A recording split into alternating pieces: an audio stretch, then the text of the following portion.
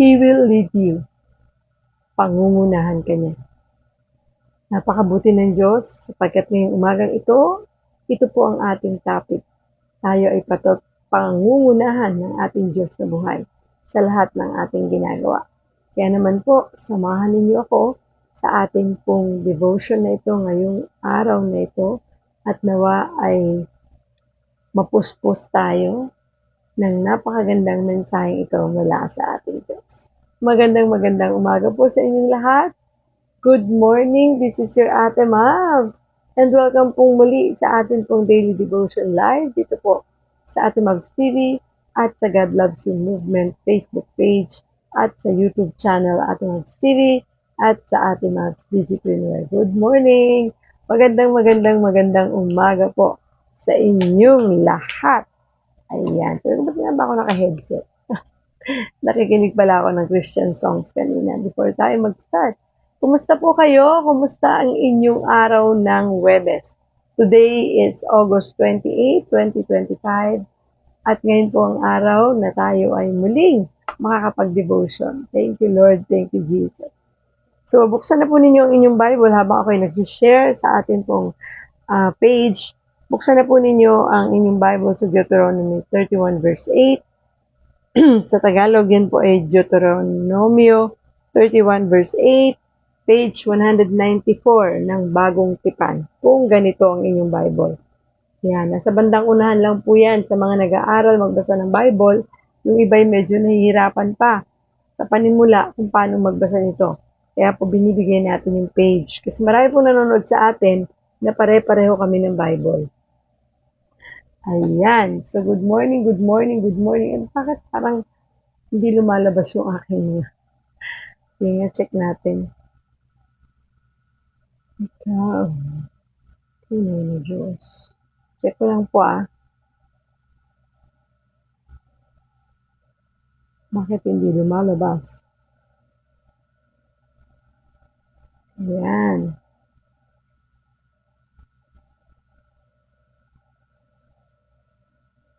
Good morning, mga kakwentuhan, kalokar, ba't ka-stroke ko dyan? Ayun, lumabas naman siya. Nandito siya sa laptop natin. So, i-share po natin ang anong live natin this morning. This past few days, di po ako nakakapag-share live kasi alam niyo na, marami pong kaganapan. Thank you, Lord, for this day. Sobrang thank you, Lord. Yan, sige po.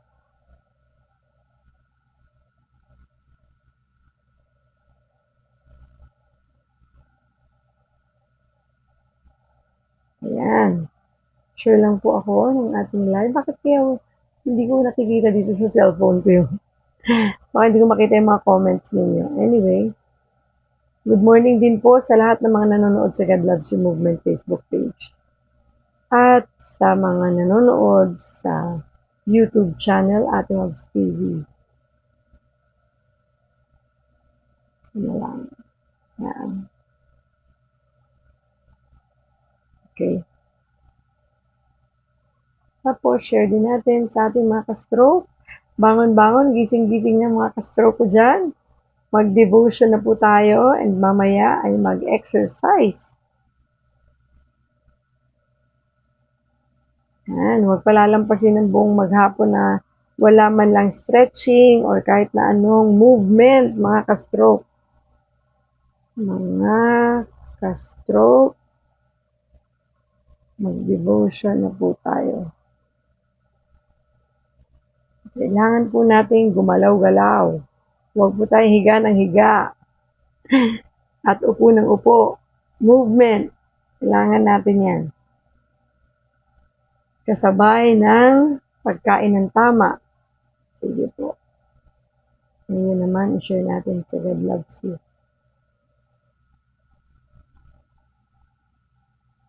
Yan. Okay, good morning. Ayun. Thank you, Lord. Ayun. Kala ko hindi ako naka-live sa God Loves You.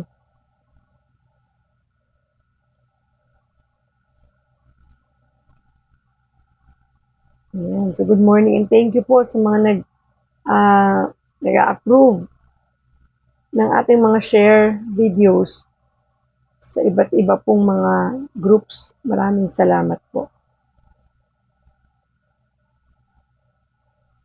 Kasi may mga ibang groups na hindi tayo ina-approve, dinidecline yung ating pong mga shared post. Kaya thank you po sa mga nag-approve. Para pagpalain po kayo ng Diyos. Mabagal na ang aking internet. Ayan. Sige po, hindi ko naman ipopost sa lahat. Good morning, Ate Jinky. Blessed Thursday to you and see you later. Thursday na naman pala, no? Grabe. Napakabilis talaga ng panahon. At matatapos na po ang buwan ng August. September na sa Monday. Napakabilis, pambira. Bare months na po. Makakarinig na tayo ng mga Christmas songs. Napakabilis. Hallelujah. Maya mo lang ay Pasko na. And then mamaya ay New Year. 2026 na. Thank you, Lord. Kasi patuloy mo kami binibigyan ng kalakasan sa araw-araw. Patuloy mong pinoprovide ang lahat ng aming pangailangan. Napakabuti mo, O Diyos. Diba? Yun lang tayo makapag-devotion every morning ay napakalaking bagay. Good morning, Ate Marilyn Bautista. Magandang umaga po. Ayan. Sige po. Simulan na po natin ang ating devotion. Buksan na po ninyo ang inyong Bible. Sa Deuteronomy 31 verse 8. Sa Tagalog, Deuteronomy 31 verse 8, page 194 kung ganito po ang inyong Bible. Yan, sa Tagalog. Yan po ay magandang balita, Biblia. Okay, sige po. Share ko lang isa na lang.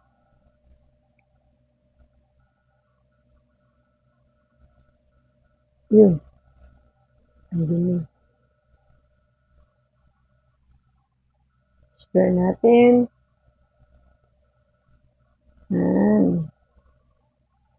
Mainam po na nakakapag-devotion tayo every morning.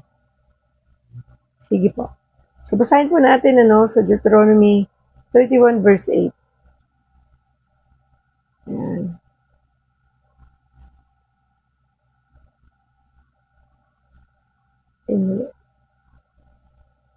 Deuteronomy 31 verse 8, sabi po sa New International Version. Wala. Yun. The Lord Himself goes before you and will be with you. He will never leave you nor forsake you. Do not be afraid. Do not be discouraged. Sabi naman po sa Tagalog, Deuteronomy 31 verse 8, magandang balita, Biblia. Si Yahweh ang mangunguna sa iyo. Sasamahan ka niya, hindi ka niya bibiguin o pababayaan man.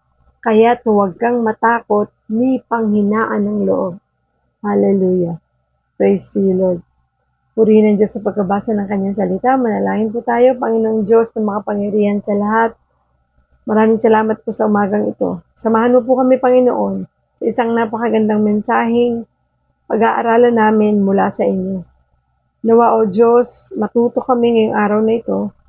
Ituro mo sa amin ang mga bagay na dapat naming matutunan. At ikaw lamang, Panginoon, ang siyang aming marinig. Ikaw lang ang siyang aming maparangalan, madakila at maluwalhati sa mga sandaling ito. Maraming salamat sa pagkakataong ito na kami binigyan mo ng isa na namang bagong umaga upang kami makapagpuri at makapagpasalamat sa iyo. Gusto lang namin, Panginoon, na sabihing mahal na mahal ka po namin.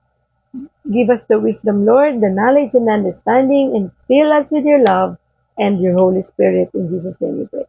Amen and amen. Woohoo!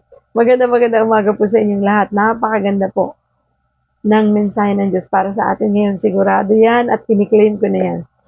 Actually, ito pong verse na binabasa natin ay palagi na natin itong binabanggit dito sa ating devotion. Sabi po sa Deuteronomy 31 verse 8, New International Version, the Lord Himself goes before you and will be with you. He will never leave you nor forsake you. Do not be afraid, do not be discouraged.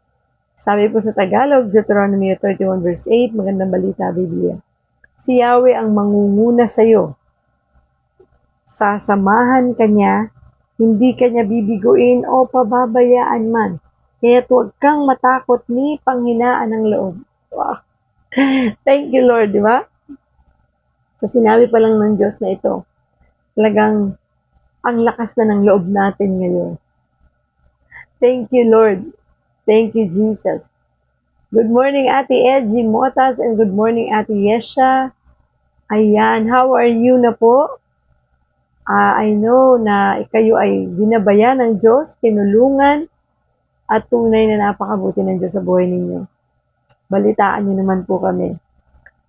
Yan. So, the title of our devotion this morning is He Will Lead You. Yan. So, tayo po ay papatnubayan ng Diyos, pangunahan ng Diyos sa lahat ng ating ginagawa sa ating buhay. At sasamahan niya tayo sa lahat ng lakarin ng buhay na to, sa journey natin bilang anak ng Diyos. Ayan. So, sa mga ngayon lamang po, nakapanood ng ating devotion, ito po ang ating spiritual wellness. Ayan, para po tayo ay tunay na pagpalain ng Diyos sa lahat ng aspeto ng ating buhay. Ito po ang pinakamahalagang bagay na dapat inuuna natin sa lahat. Walang iba kundi ang Panginoon. So Moses led the people of Israel for 40 years. He led them out of the slavery in Egypt through the Red Sea, gave them the 10 commandments from his time with God on Mount Sinai, and walked with them through the wilderness until they reached the edge of Canaan. So, si Moses ang nag-lead sa mga Israelites for 40 years. Diba? Siya din po ang nagtumulong upang makalaya sa pagkakasakop sa Egypt, and of course, yung para makadaan sila sa Red Sea, at yung 10 commandments sa kanya po nagmula yan. At napakabuti ng Diyos para ipakita niya po ito. Kaya basahin niyo po ang chapter 31, ang kabuuan nito, or yung buong Deuteronomy kung kaya niyo, para mas maunawaan natin ang mga pinag-uusapan natin o pag-uusapan natin ngayong umaga. But as he neared the end of his life, kasi lahat ng tao naman po, ay dumarating sa kanyang kamatayan. Malapit na pong mamatay si Moses during that time. God showed Moses that it was time to hand off leadership to someone else. In a final address to the people of Israel, he shares these final words with his successor. So bago po yan, nung time na si Moses ay babawian na ng buhay, ay kailangan ipasa yung kanyang leadership sa isang tao na alam niyang mapagkakatiwalaan at ang Panginoon ang tunay na nagbigay sa taong ito para maging kasunod ni Moses sa paglilid sa mga Israelites. At walang iba kundi ito ay si Joshua. Siya yung successor ni Moses. So, ano yung sinabi sa kanya?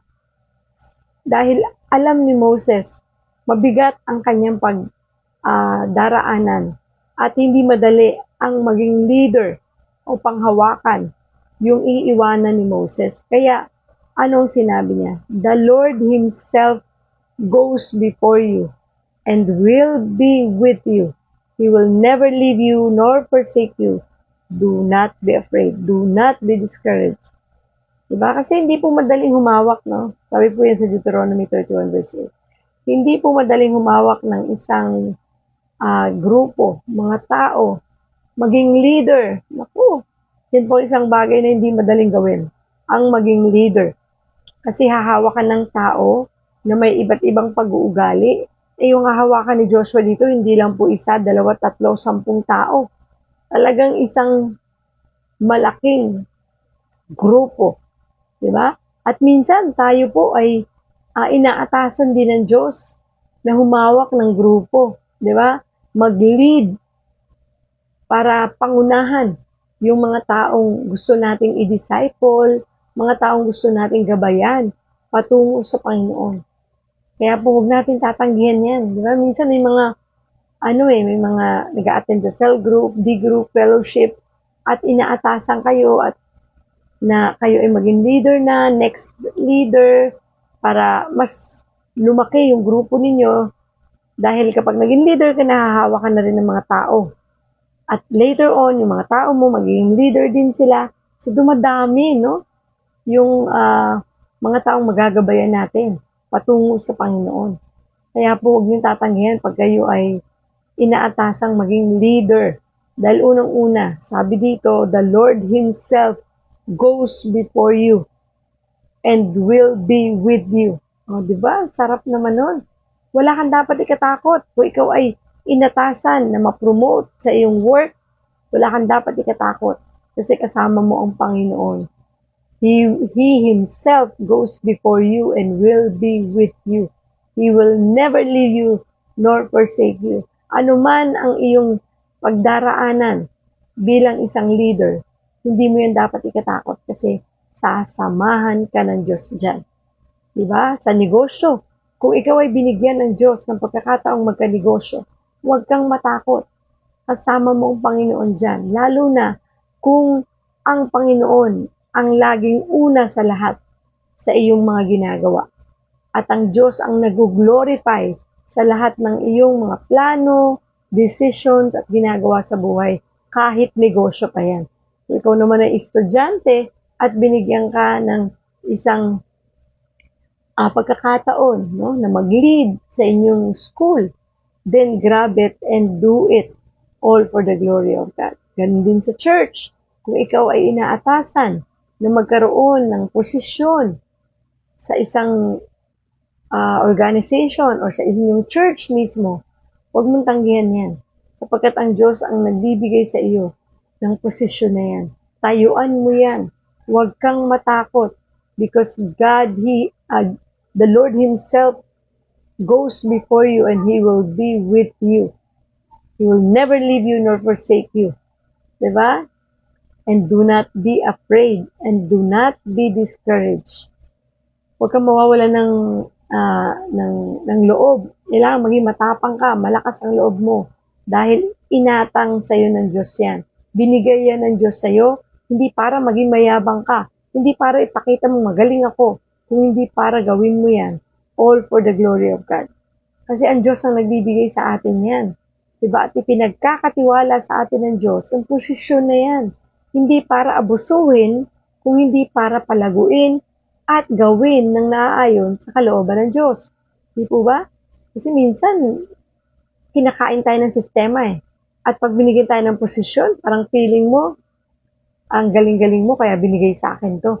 Na yumayabang tayo, nagkaka-pride, no? Nawawala yung humility, yung kababaang loob.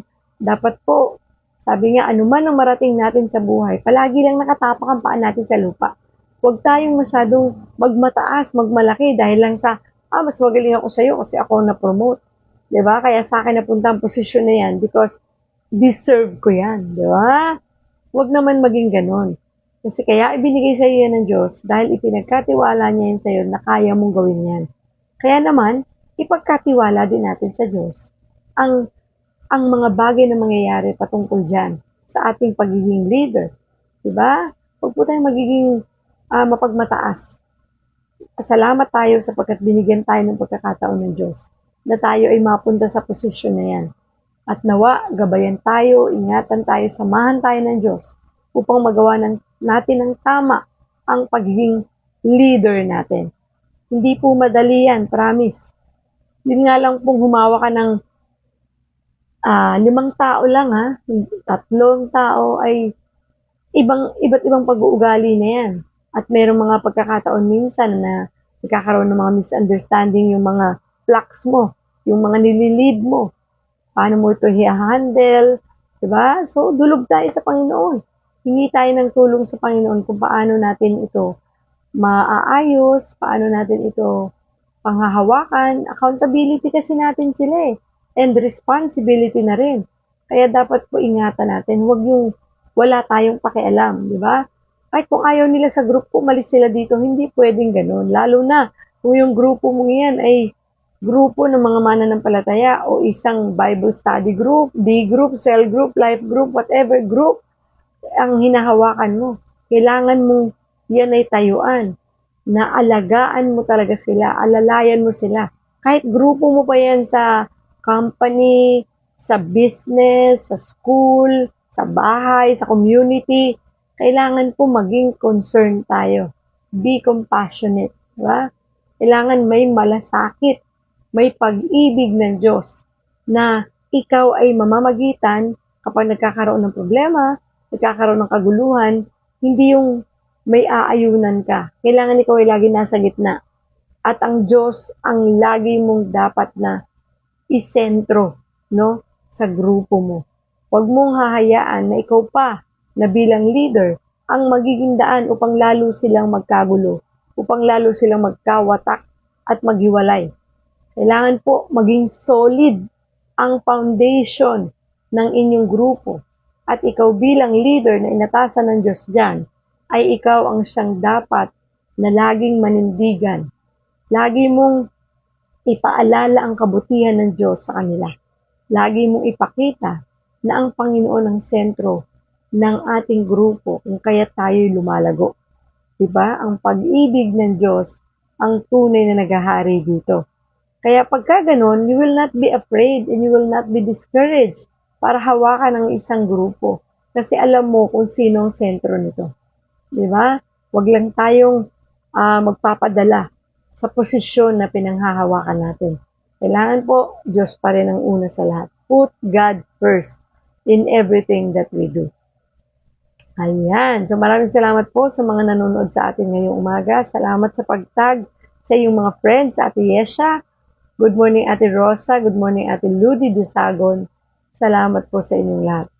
Now, this is the last record we have of Moses talking to Joshua. Notice, he didn't say, good luck, these people are exhausting, or here's a situation going on, you should handle it this way. Moses wasn't telling Joshua exactly how to do something, but instead, how to see everything. Diba? So, hindi niya sinabihan si Joshua na, oh, ito, good luck sa'yo ha. Yung mga taong hahawakan mo, mga exhausting people yan. At alam mo ba, dapat ganito yung sitwasyon. Dapat ito yung gawin mo. So, hindi ganoon ang way ng pagtuturo ni Moses kay Joshua sa kanyang successor. Kumbaga, sinabihan niya lang siya na huwag kang matakot, huwag kang ma-discourage, that Lord Himself goes before you and He will be with you, He will never leave you nor forsake you. So, pinapakita niya at pinapadama niya kay Joshua na bagamat hahawa ka ng ganitong grupo, nasa sayo ang Panginoon.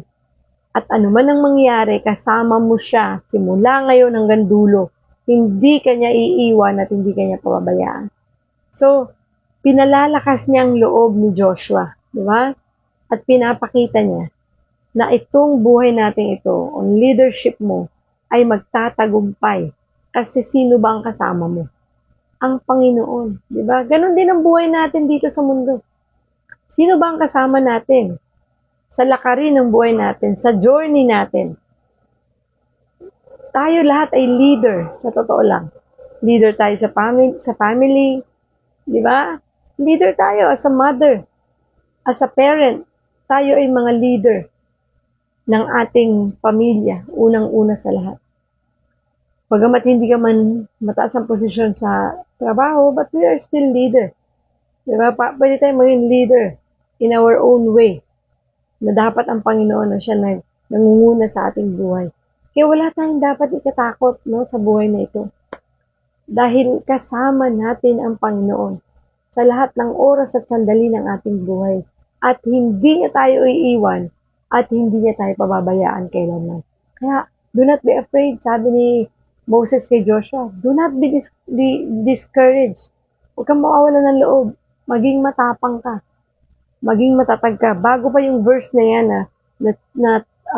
verse 8, ay sinabi sa verse 7, pinatawag ni Moses si Joshua at sa harapan ng sambayanan ng Israel ay sinabi ang ganito. Sinabi niya pa to, magpakatatag ka. Lakasan mo ang iyong loob. sapagkat ikaw ang mangunguna sa bayang ito sa pagsakop sa lupaing ipinangako ni Yahweh sa kanilang mga ninuno. Paulit-ulit, no? Lakasan mo ang iyong loob. Huwag kang matatakot. Kasama mo ang Panginoon. Hindi ka niya pababayaan. At napakasarap pakinggan yan ngayon sa panahon na kung saan tayo pinanghihinaan ng loob. So kung saan tayo ay dumaranas ng mga pagsubok, problema at sakit karamdaman. Ang sarap na marinig na kasama mo ang Panginoon. He will be with you. He will never leave you nor forsake you. Do not be afraid. Do not be discouraged. Di ba? Kasi minsan pag nadi-discourage na tayo, naku, hindi tayo lumalaban. Umaatras na tayo. Na parang feeling natin talunan na tayo kaagad. Hindi ka pa lumalaban, talo ka na. Huwag mong isipin yan, tandaan mo. Mahal tayo ng Diyos. Una tayong minahal ng Diyos. At tayo ay nakalaya na sa ating mga kasalanan nung tinanggap natin siya bilang Diyos at tunay natin tagapagligtas. Kung kaya't tayo po ay kakampi na ng Diyos ngayon. Diba? At kung kakampi na natin ng Diyos, sino pang kalaban natin? Wala na. Kakampi mo na yung pinakamakapangyarihan sa lahat eh. Diyos ng mga Diyos at Hari ng mga hari. Diyos na naglikha ng langit at lupa. Diyos na nagbigay sa atin ng buhay. Diyos na nagpatawad sa ating mga kasalanan at binigyan tayo ng buhay na walang hanggan. Diyos na namatay sa krus. Diba? Inilibing pagkaraan 3 araw na buhay na mag-uli. So ano pa, ikakatakot natin sa buhay natin ito. Wala na tayong kalaban. We are victorious kasi pinagtagumpayan na yan ng Diyos. We are warriors of Christ, sabi ni Ate Yesha, di ba? Talagang wala na. Tayo'y mananagumpay. Agumpay na tayo. Hindi pa man natin nararating ang buhay na walang hanggan, yung sa oras na tayo mawawala na sa mundo. Hindi natin kailangan hintayin yun dito pa lang, sa lupang pangako. Dito pa lang, sa mundong ating ginagalawan. Bagamat ito'y temporary lang lahat, pero pwede nating maranasan ang pag-ibig ng Diyos dito. Pwede nating maranasan ang katagumpayan sa buhay natin ito. Kasi habang buhay tayo, nandyan ang pagsubok. Nandyan ang mga problema at karamdaman. Hindi yan nawawala. Diba? Maliit o malaki yung problema, nandyan yan. Pero ang maganda doon, kasama natin ang Panginoon. At yun ay sinigurado ng Diyos sa kanyang mensahe ngayong umagang ito. So, Moses drew Joshua's attention to the most important part of the story, which is God. Diba? Doon niya nilagay yung focus ni Joshua, hindi doon sa mga posibleng mangyari sa buhay niya kapag siya ay naging leader na. Kasi tayo, pag nag-focus tayo sa buhay natin ito, sa mga posibleng mangyari sa buhay natin, matatakot talaga tayo. Kasi alam na natin kagad di ba, na magiging battle ito. Gera to, di ba? Matinding laban to. Dahil alam natin araw-araw ng buhay ay labanan talaga. Napakarami. Nasasagupain natin everyday sa buhay natin ito. Na iba't iba na hindi natin alam. Minsan bigla na lang nangyayari. Di ba? Kahit na ang dami-dami mong magandang plano sa buhay mo, pero minsan may biglang pangyayari na hindi mo kontrolado. Kaya ang dami, no? Kaya ang daming pwedeng katakutan sa buhay na ito. Kaya ngayon ang ginagamit ni Satan para matakot tayo. Kasi, ayan, umaga na naman. Dami mo na naman problema. Dagdag na naman yung mga bayarin mo. Ayan, wala ka pa nga nakukuha na pera para sa bayarin mo. Meron na namang naniningil sa'yo. Meron na namang paparating ng mga due, di ba? Mga overdue. Di ba? Yan yung mga panakot sa atin. Ayan, meron na namang problema. Hindi pa tapos yung isa, meron na naman. Kasi saan ka nakafocus? Diba? Nakafocus ka sa mga posibleng mangyari sa buhay mo, sa mga nangyayari sa buhay mo in the present, at yung mga mangyayari pa lang in the future. Lahat yun, pinag-aalalahan na natin. Masyado tayong advance mag-isip. Diba? Kaya si Moses, parang anong tawag dito? Yung kinondisyon na niya si Joshua. Na sinakausap niya si Joshua, sinasabihan niya about the Lord. Na pinokus niya ang mind ni Joshua sa Panginoon. Na kahit anong mangyari, kasi talagang may mangyayari. Di ba? Sa buhay natin ito, araw-araw talagang may mangyayari. Hindi lang natin alam kung ano. Kaya nga, yung tinatawag na anxiety is a fear of unknown. Natatakot ka sa bagay na hindi pa nga nangyayari, kinatatakutan mo na. Kaya tuloy ang dami nating takot. But when you focus your mind, your heart, your soul, your spirit in the Lord, sa Kanya mo lang itingin yan.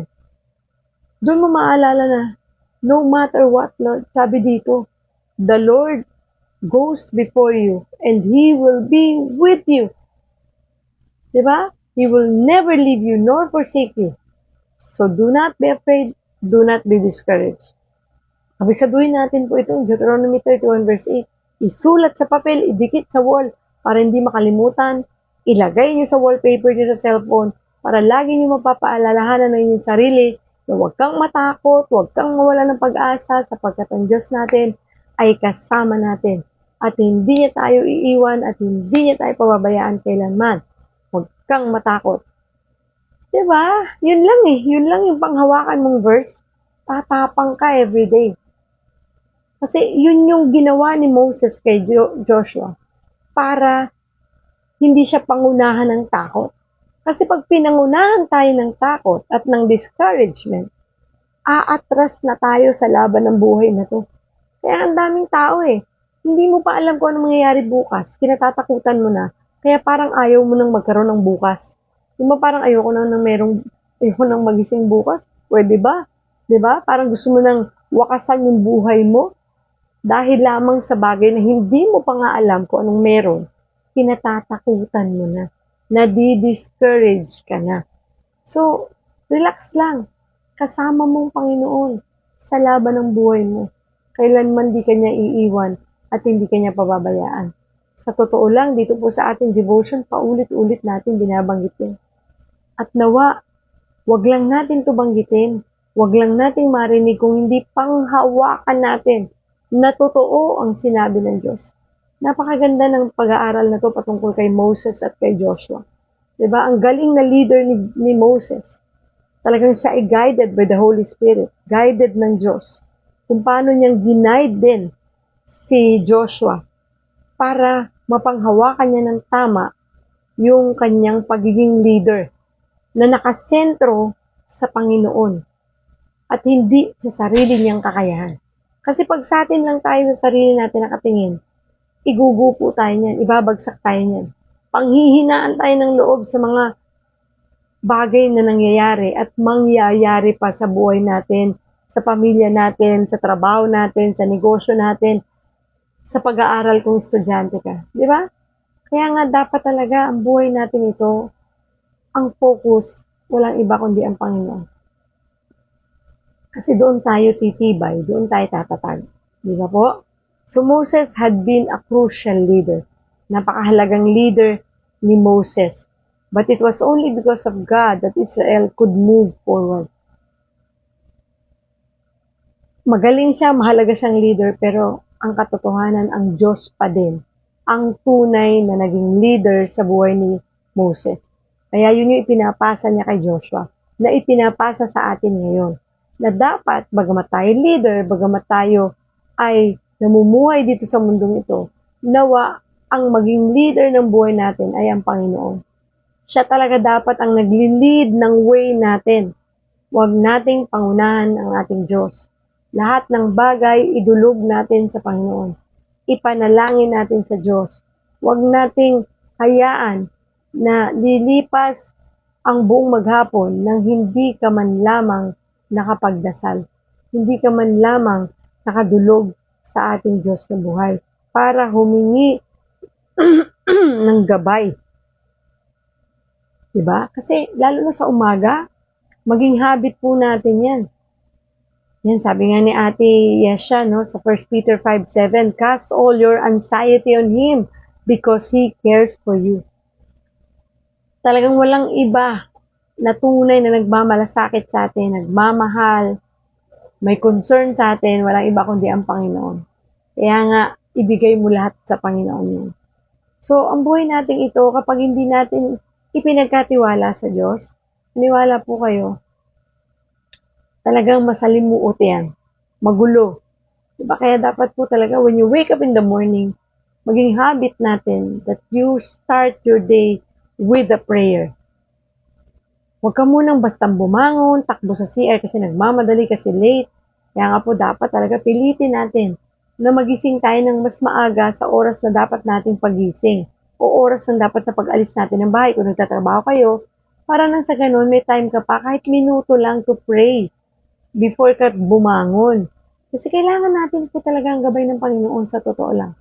Apart from the Lord, we can do nothing. Wala tayong kwenta, wala tayong magagawa kung tayo hiwalay sa Diyos. Kaya nga po, pagdilat ng mga mata na yan, say thank you Lord. Salamat Panginoon, nagising ako. Salamat sa magandang umagang ito Panginoon. Pangunahan mo ako o Diyos sa araw na ito. Your will be done Lord. Ano man ang nais mo Panginoon, bagamat meron akong mga gagawin sa buong maghapong ito, meron akong mga plano, pero Panginoon, pangunahan mo pa rin ako. At yung kalooban mo pa rin ang mangyari. Kung sa tingin mo, ang mga bagay na gustong gawin at ang mga plano ko hindi kalugod-lugod sa'yo, i-override mo lahat yan.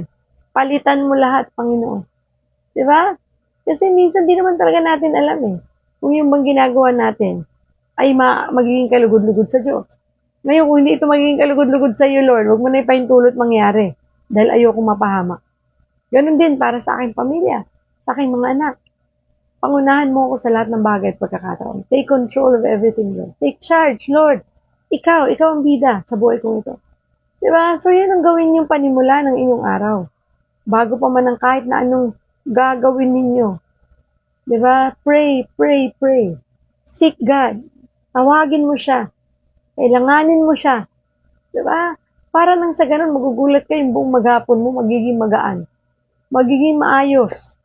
Sa totoo lang po, kapag ang Panginoon ang nangunguna sa buhay natin, alam mo yung kahit napapagod ka sa gabi, pag uwi mo, magaang pa din. Masaya ka pa din. May kagalakan sa puso mo. Diba?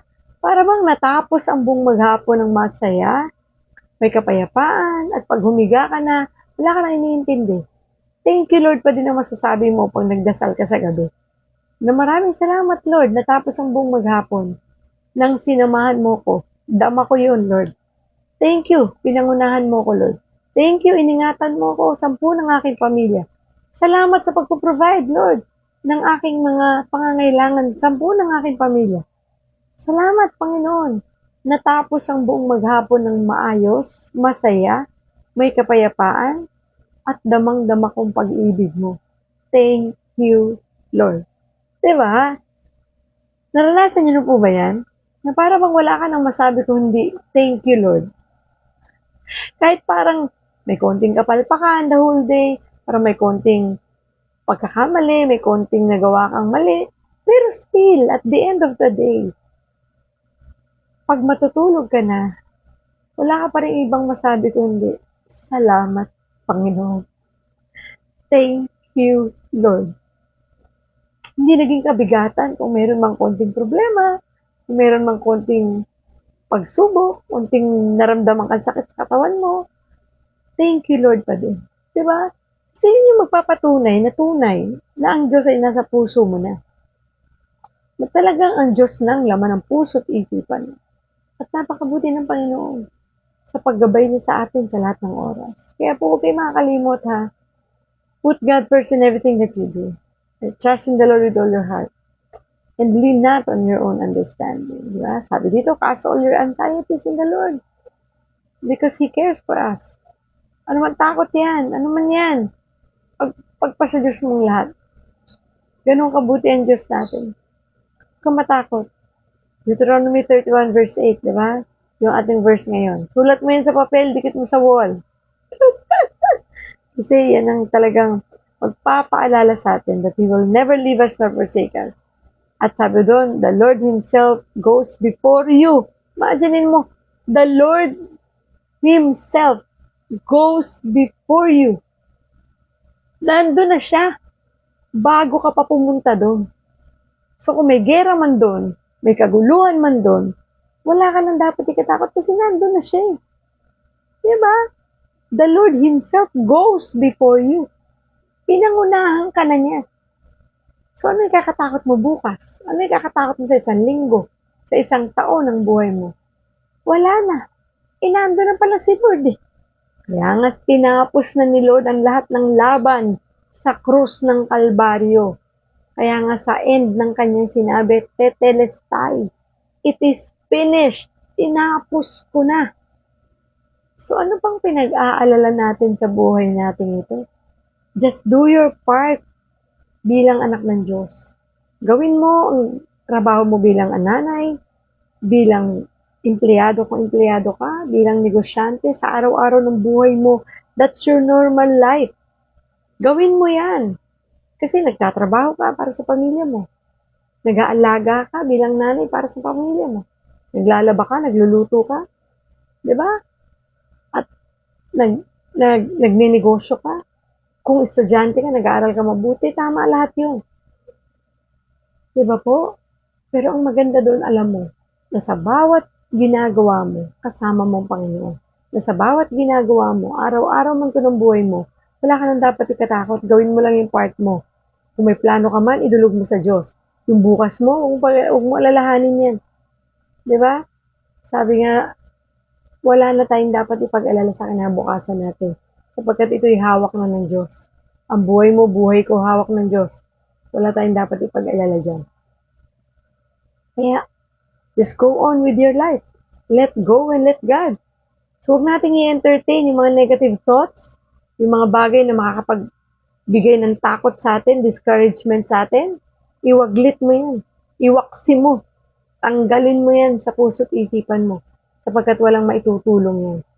Ang lagi lang maging laman ng puso't isipan mo yung Panginoon.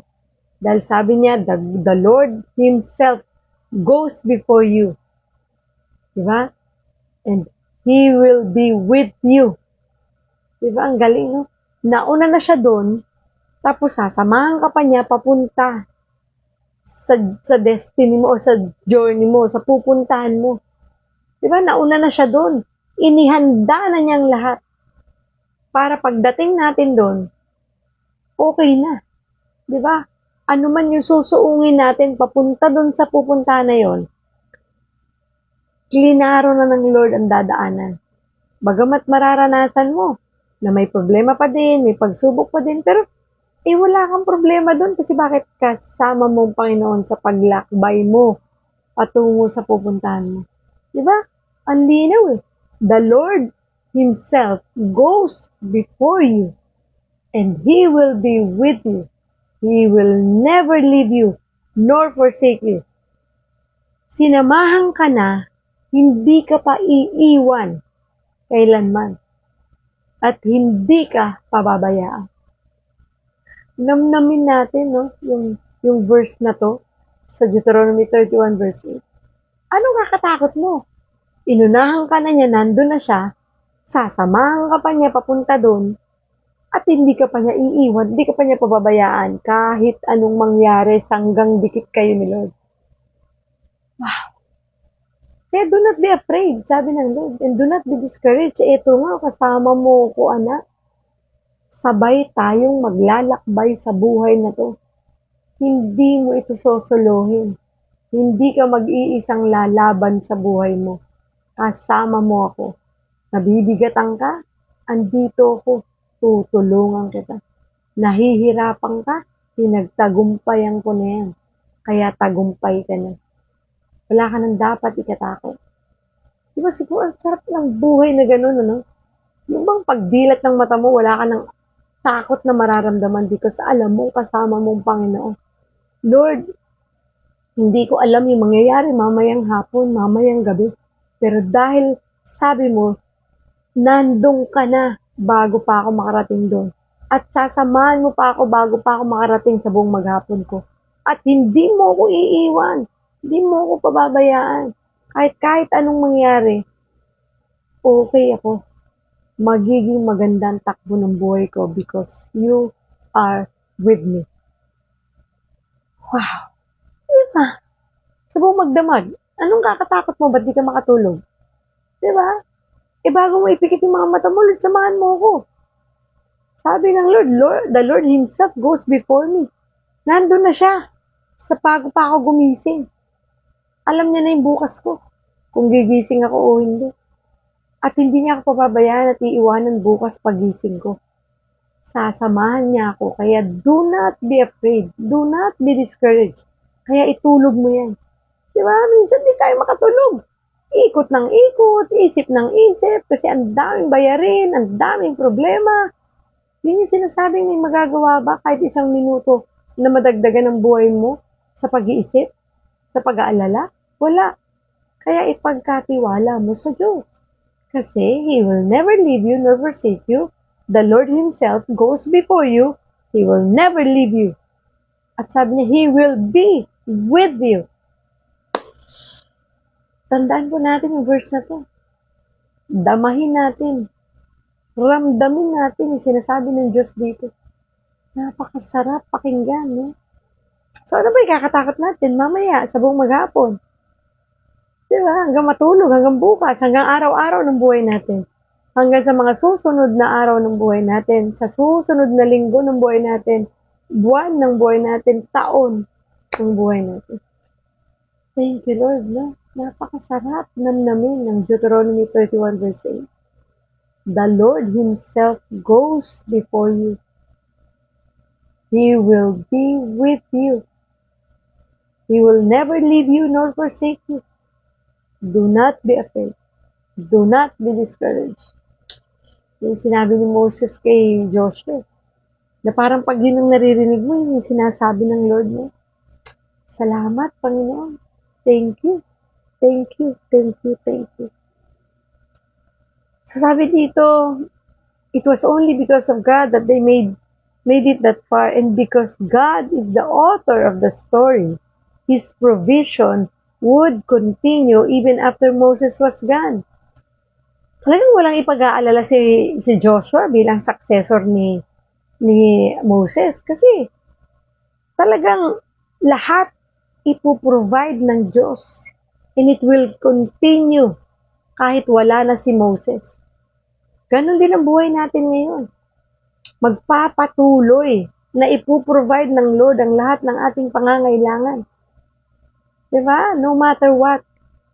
Kasi ganun tayo kamahal ng Diyos. Wala siyang hindi ipagkakaloob, ibibigay sa kanyang mga tunay na anak. Sa mga anak na sumusunod sa kanya. Sa mga anak na kumikilala sa kanya bilang Diyos at tunay nilang tagapagligtas. Yun po ang kailangan natin eh. Kaya tayo minsan din natin maramdaman ang presensya ng Diyos is because wala tayong personal relationship with the Lord. Hindi talaga natin number one si Lord sa buhay natin. He is not our priority. At hindi pa natin siya tinatanggap bilang Diyos at tunay natin tagapagligtas. At hindi pa natin sinusuko ang lahat ng ating mga kasalanan. At hindi pa ito pinagsisihan. At hindi na natin ito babalikan kailanman. Di ba? Kasi yun po talaga ang susi. Kaya nga, for God so loved the world that He gave His only begotten Son. But whosoever believed in Him shall not perish and have an everlasting life. Yun lang po kailangan natin, ang sumunod. Manampalataya at maniwala na si Kristo ay Diyos. Hallelujah. Diba? Yun po talaga ang magre-reconcile sa atin. Nang sa ganun, maramdaman natin ang presensya ng Diyos. Ang Panginoon ang kailangan natin sa ating buhay. Para maramdaman mo yung Deuteronomy 31 verse 8. That the Lord goes before you. And He will be with you. He will never leave you nor forsake you. Do not be afraid and do not be discouraged. Mararamdaman mo yan kapag may personal kang relasyon sa Diyos. Kasi damang-dama mo, totoo eh. Nangyari na yan eh. For so many times sa buhay natin. Marami na tayong buhay na patotoo patungkol dyan. Hindi po ba? Dahil simula pa noon hanggang ngayon, hindi tayo pinabayaan ng Diyos. Kaya nga ngayon, nakatayo pa tayo. Malalakas, masisiglat, nakakapanood pa tayo ng devotion. Praise God. To God be all the glory. Siya ang Diyos na buhay, tapat, dakila at makapangyarihan sa lahat. Tapat siya sa kanyang mga pangako. Totoo, hindi niya tayo pinabayaan. Hindi po ba? Ang ating mga anak, ang ating mga pamilya, ang ating trabaho, ang ating negosyo. Kaya lang nagkakapalpak kasi minsan nauunahan tayo ng takot, ng discouragement, kaya nagkakaroon tayo ng desisyon na hindi na natin idudulog sa Diyos. Pero pag pinanghawakan natin itong Deuteronomy 31 verse 8, grabe. Talagang makikita mong ano pang laban ang ikakatakot ko sa buhay na to? Nandun na si Lord bago pa ako pumunta. Kasama ko siya pag pumunta ako doon. Hindi niya ako iwan, hindi niya ako pababayaan. Kaya di ako dapat matakot, di ako dapat ma-discourage. Tuloy ang laban. Di ba? Sige lang, huwag kang bibitaw, huwag kang titigil, never give up. Because God loves you and He will be with you. He will be with you. Kahit anong laban ang kinakaharap mo ngayon, laban ng karamdaman, sakit karamdaman, laban ng pagsubok, problema, depression, anxiety, whatever, God, the Lord Himself, goes before you. He will never leave you. He will never forsake you. He will be with you. Ang sarap pakinggan, Lord. Thank you. Di ba? Ang sarap nun. Ulit-ulitin, di ba? Thank you, Lord. Thank you, Jesus. And I hope na ngayon, wala na tayong takot na dapat nating maramdaman. Wala na itong puwang sa puso natin. Sapagkat ang Diyos, sa lahat, nanguna na siya. Nandiyan na siya. Nandun na. Sa pupuntahan natin, nandun na siya. Inihanda niya ng lahat. Klinaro niya na yung dadaanan mo. Diba? Nandun na yung kalakasan mo. Nandun na lahat. Ni-ready na niya. Sapagkat alam niya ang pagdaraanan nating lahat. Thank you, Lord. And God, since God is the author of the story, His provision would continue even after Moses was gone. Because God was with Israel, Joshua didn't need to fear anything. And when God is with you, there's nothing to fear. He will lead the way. Praise God. Hallelujah, hallelujah. Diba? Anong kakatakutan mo sa dadaanan mo? He will lead the way. Walang dapat katakutan because God is with us. God loves us so much that He will never leave us nor forsake us. Manalangin po tayo. Panginoong Diyos na makapangyarihan sa lahat, sobrang maraming salamat, Panginoon, sa itinuro mo sa amin ngayong umagang ito. Salamat, Lord, kasi hindi namin kailangan matakot. Hindi kami kailangan ma-discourage sa buhay na ito, sapagkat kasama ka namin, Panginoon. Ano man ang aming susuungin sa buhay na ito, nandun ka na, Lord. Nandun ka na sa pupuntahan namin. So why worry? Alam mo na ang dadaanan namin. Binantayan mo na to, Lord. Sinamahan mo pa kami. At hindi mo pa kami iiwan, hindi mo pa kami pababayaan. So ano pa ang ikakatakot namin sa buhay namin ito, Panginoon? Maraming salamat, Lord. Sapagkat lagi ka nandyan to remind us, Lord, how much you love us. Thank you, Jesus, because you are the same God that led the Israelites. Ikaw yung Diyos na nag-led sa mga Israelites noon, Lord, upang sila'y makalaya. Yun din ang ginagawa mo sa amin ngayon sa kapanahunan ito. At maraming salamat, you are always with me. You are always with us, Lord. You never forsake me. Hindi mo ko iniwan.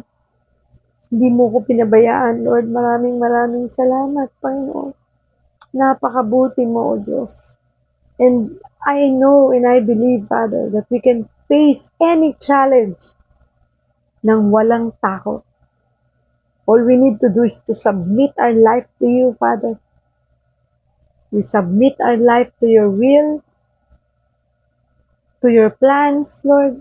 Nawa, Panginoon, matutunan namin yon na sabihin, your will be done, Lord. Yung ikaw naman ang masusunod sa buhay namin sa pagkakataong ito. Nang hindi ka namin pangungunahan, Lord. Ano man ang plano mo para sa amin, ano man ang nais mo para sa amin, Lord, siyang mangyari. Salamat, Lord, that you will lead us wherever we want to go. At nawa, ano man ang plano namin, Lord, nawa ito ay naaayon sa iyong kalooban. Tulungan mo po kami, Panginoon, sa lakarin ng buhay namin ito. We need you, Father God. We need you sa bawat sandali ng buhay namin. Samahan mo kami, Lord. And thank you for everything, Lord. Salamat po sa lahat ng mga taong nanonood ngayon at sa mga makakapanood nito. Touch their hearts, Lord. Continue to be with them. Continue to talk to them, Lord. Nawa, Panginoon, magkaroon sila ng puso na laging puso't isipan, kalakasan na ikaw ang laging laman. Nawa, O Diyos, ikaw ang priority nila sa kanilang buhay. Nawa, Panginoon, ay matuto silang mag-lead din, Lord God, sa kanilang mga community, sa church, Huwag silang matakot, Panginoon, na tumayo bilang leader at magamit mo, Panginoon, sa iyong ubasan. Huwag kaming matakot, Panginoon, na harapin ang bukas, harapin ang aming buhay sa mamaya, bukas, araw-araw ng buhay namin sapagkat kasama ka namin, Panginoon.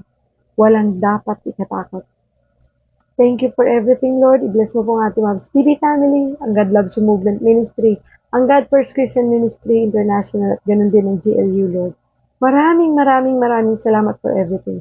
Thank you, Lord God, sa lahat ng oras na lagi ka nandyan para tulungan kami, gabayan at ingatan at protektahan. Thank you for everything. We love you, Lord. We praise you and we honor you, and we bring back all the glory and praises in Jesus' name. Amen and amen. Maraming salamat, Lord. Thank you po sa lahat ng nakisabay, bahagi sa ating pong devotion ngayong umaga. Nawa po, i-like, follow, and share ninyo ang page na ito at ang video na to. Paki-like and share naman po para marami po ang maabot ng magandang mensahe ng Diyos para sa ating lahat ngayong umaga. Marami po ang mga taong tunay na nangangailangan sa Panginoon. Aminin man nila ito o hindi, pero they need Jesus Christ.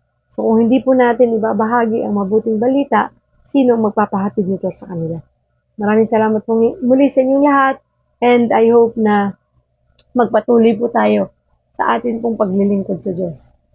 Ayan, so maraming salamat po sa lahat ng nanood ngayong umaga, Ate Jinky, Ate Marilyn Bautista, Ate Edgy, Ate Yesha, at sa lahat ng kanyang pinag. Thank you, Ate Ludi Disagon, Ate Rosa, Ate Marilyn Retiran Murados, dalawa na yung Ate Marilyn sa buhay ko. Kuya Alan, thank you. Pastor G, maraming salamat po sa inyong panunood. At ayan, purihin po ang Diyos. Kuya Jonathan, maraming salamat. Purihin po ang Diyos sa buhay ninyong lahat.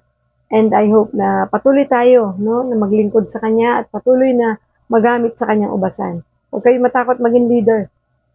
Kapag tinalaga ka ng Diyos na maging leader, tayuan mo yan. Kasama mo ang Panginoon dyan. Hindi ka niya pababayaan. Huwag ka matatakot. So maraming salamat po muli sa inyong lahat, and I hope to see you all again tomorrow sa atin pong Daily Devotion Live dito po sa Ate Mavs TV, sa God Loves You Movement Facebook page, at sa Digipreneur Ate Mavs Digipreneur, and palambing naman pa-subscribe sa Ate Mavs TV YouTube channel. Thank you. Abangan nyo rin po ang ating mga videos sa ating TikTok account, Ate Mavs TV. God bless everyone. See you all again tomorrow. Bye-bye po. Always remember, God loves you.